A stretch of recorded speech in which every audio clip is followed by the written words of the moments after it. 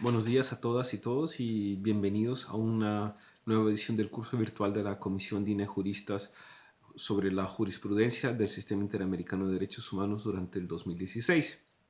Mi nombre es Salvador Herencia y a nombre de los directores de la CAJ, así como del equipo de formación virtual de nuestra institución, especialmente Rosa Moscoso, le damos la más cordial bienvenida a esta nueva edición del curso.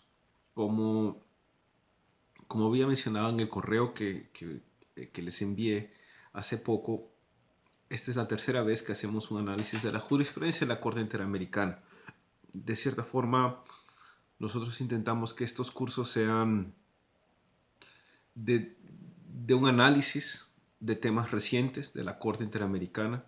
No invertimos tanto tiempo en explicar cómo funciona el sistema interamericano. Sin embargo, intentamos que algunas de las lecturas complementarias y las videosesiones que vamos a tener en este curso puedan complementar o poner en contexto la importancia o relevancia de un caso o de un informe temático de la CIDH en el desarrollo de una agenda en derechos humanos.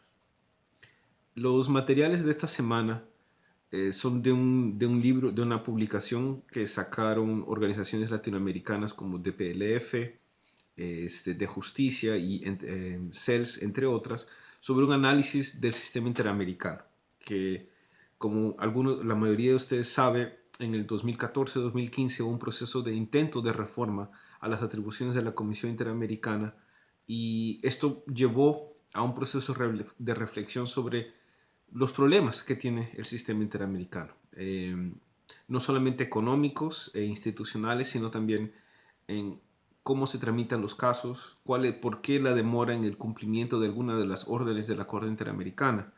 Eh, entonces, un poco que los dos artículos que hemos puesto para primera revisión es hacer un análisis o una referencia a, a estos desarrollos recientes, ¿no? Actualmente la Corte y la Comisión están pasando por serios problemas financieros y si bien algunos estados han contribuido a solventar momentáneamente este problema económico, el problema no ha sido resuelto. O sea, sigue habiendo un problema de fondo con respecto al financiamiento, lo que afecta el funcionamiento y la capacidad del trámite de los distintos casos que son presentados ante el sistema interamericano. Entonces, es siempre importante, a veces damos por sentado que el sistema interamericano está ahí y para las personas que trabajan, o sea, desde el Poder Judicial, ONGs o Defensorías del Pueblo, siempre utilizan el sistema interamericano como un lineamiento, ¿no?, de consulta. A veces es importante tener en cuenta cómo estos aspectos afectan no solamente la celeridad en el trámite de casos, pero también en la calidad de, de las sentencias o informes que son presentadas por estos dos órganos, ¿no? Como está escrito en el programa, el curso tenemos esta semana de inducción, por decirlo de alguna forma, y luego tenemos 4 semanas de clase para terminar con una evaluación final. Esta es la primera vez en estos cursos virtuales que tratamos casos de esclavitud y de trata y de discriminación por motivos económicos. El caso de trabajadores de la Hacienda Brasil Verde versus Brasil es un caso muy importante porque habla de las condiciones económicas, laborales, de afectación de derechos civiles y políticos de personas que estaban trabajando en esta hacienda y de cómo la discriminación tiene una cara la discriminación económica tiene una cara étnico-racial, ¿no? Si bien esto es algo que no debería sorprender a gran parte de nosotros, es interesante ver el análisis desde una perspectiva de derechos humanos, ¿no? La Comisión Interamericana, no sé si a raíz de esta sentencia, pero posiblemente a raíz de nuevos casos que están llegando al sistema, está preparando un informe sobre pobreza, extrema pobreza y derechos humanos, que lo podremos ver como materiales complementarios, pero es un informe que ha sido publicado como borrador para comentarios, por lo que a finales de 2017 debería ser publicado en su versión oficial. El informe sobre migrantes de la CIDH es importante no solamente por el contexto político, ¿no? Especialmente las relaciones México-Estados Unidos, pero también nuevamente nos vemos como que los grupos de la discriminación por motivos económicos trasciende o es transversal a los distintos grupos de especial protección, ¿no? Entonces eso lo veremos con un poco más de detalle en la primera semana. El segundo tema o el segundo eje es con respecto a los derechos de la población LGBTI. Si bien en el caso Atala Rifo versus Chile definió de cierta forma los parámetros sobre qué se debe entender por sobre la discriminación por motivos de orientación sexual, hay dos casos que nosotros tenemos de la Corte Interamericana, uno el caso Duque versus Colombia y el otro el caso Flor Freire versus Ecuador. El primero es sobre prestaciones sociales, ¿no? Entonces, este es un caso que más allá del tema de orientación, el eje no es el tema de discriminación por orientación sexual, sino las discriminaciones o afectaciones que se dan al haber establecido o reconocido esta relación. Entonces, en el caso de Colombia, se reconoce y la Corte Constitucional ha reconocido las relaciones de pareja entre el mismo sexo, pero ¿qué pasa con todas las relaciones, sea temas de materias de sucesión, materia de custodia, pensiones, o sea, todas las prestaciones sociales, ¿no? Que se dan por sentado en un matrimonio o una relación heterosexual, pero que debe darse cambios en la legislación y en las políticas públicas para equipararlas para relaciones de personas del mismo sexo, ¿no?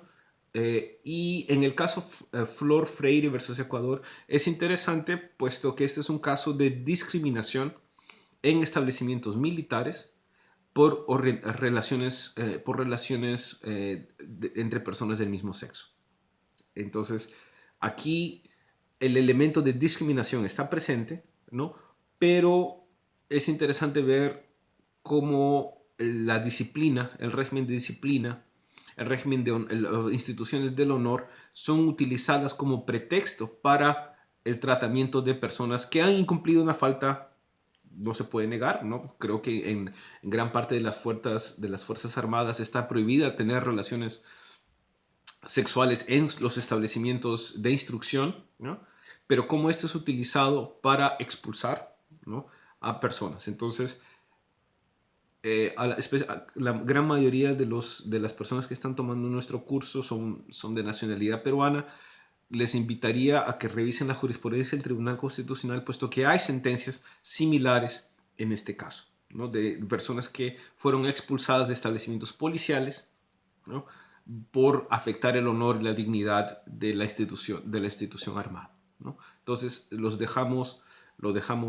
esta es una pequeña mirada a, a, a los de población del derecho LGTBI. El caso de Peralta, Wetzel y otros versus Chile, que es un informe de solución amistosa, es interesante porque el Estado chileno acepta la responsabilidad y acepta implementar legislación para regular el matrimonio de personas del mismo sexo. Entonces, es interesante ver cómo la jurisprudencia de la Corte Interamericana, si bien no hay muchos casos, ha tenido un impacto significativo y que luego el Estado, ya es estrategia del Estado. Prolongo un caso ante la Corte Interamericana de Derechos Humanos, sabiendo que posiblemente voy a ser declarado responsable por violación de la Convención Americana, o adopto una solución adopto una solución que pueda impulsar estos temas en el país. Nuevamente, para las personas peruanas, los alumnos y alumnas peruanas y peruanos, este es un tema de actual debate en nuestro país, ¿no? Sea por la derogación de decretos, sea por la adopción de normas. Hay un caso en el registro electoral, caso de la RENIEC, donde un economista ha pedido el registro de su unión civil en México en su documento de identidad peruano. Esto eventualmente llegará al Tribunal Constitucional. Entonces son distintos elementos que son interesantes poder contemplar acá. Para no extenderme de un correo, de un email de bienvenida, ¿no? De un mensaje de bienvenida, los casos de derecho a la salud. Hay dos casos en concretos, uno caso IB versus Bolivia, que es un caso de el elemento de consentimiento informado y el hecho de mala praxis médica. Lo quisiera dejarlo ahí porque es un caso bastante sensible, pero a las personas que están interesadas en seguir o en adelantar algunos casos o alguna lectura sobre esto, pueden hacer vinculación a problemas con respecto al ligamento de trompas, al caso de esterilizaciones forzadas en el Perú. Entonces es un tema sensible que lo trataremos con un poco más de detalle en el respectivo módulo, mientras que el caso Gómez Murillo sigue la misma jurisprudencia en la línea del caso de la fertilización in vitro, el caso Artavia Murillo y otros versus Costa Rica. Entonces ver si bien hubo una solución amistosa entre la Corte y el Estado de Costa Rica, es interesante ver qué es lo que el Estado ha venido haciendo para implementar o cumplir con la decisión adoptada hace ya algunos años, en el caso de fertilización in vitro. Y finalmente el caso de líderes comunitarios y defensores de derechos humanos. Los que siguen las noticias sobre América Latina saben que semanalmente hay denuncias de asesinatos o de amedrentamientos a defensores indígenas comunitarios en América Central, especialmente en Guatemala. Entonces, este es un problema actual, este es un problema relevante. Esto va más allá de lo que se puede ver sobre la figura de la criminalización de la protesta social, puesto que ya estamos hablando de atentado por fuerzas del orden o por grupos adyacentes o grupos paramilitares o grupos privados que están amenazando y asesinando a líderes ambientales y líderes indígenas, ¿no? Por lo general, estas personas se oponen a actividades extractivas en sus respectivas zonas. Entonces, si bien el caso no es únicamente no es un tema de consulta previa, y la afectación de los derechos de defensores de derechos humanos es constante en la jurisprudencia del sistema interamericano, sea que estos eran anteriormente desaparecidos y torturados, especialmente casos de Perú, casos de Chile, casos de la Argentina. En este caso ya vemos cómo en regímenes democráticos se sigue dando este tipo de prácticas, pero ya más que nada en una aplicación de legislación, en medidas de seguridad, o en casos como por ejemplo el caso Castrimán versus Chile de hace algunos años, la aplicación de legislación antiterrorista en regímenes democráticos sobre líderes indígenas, ¿no? Si bien este caso Castrimán no está parte de esta sesión, es importante tenerlo en cuenta para ver esta nueva ola de jurisprudencia de la Corte Interamericana, ¿no?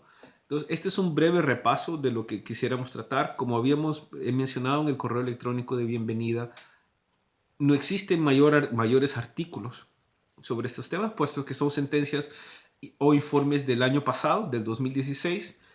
Así que nuestras lecturas obligatorias serán sobre segmentos específicos de estas sentencias o informes, ¿no? Los materiales complementarios servirán para contextualizar, así como las videosesiones que nosotros vamos a organizar.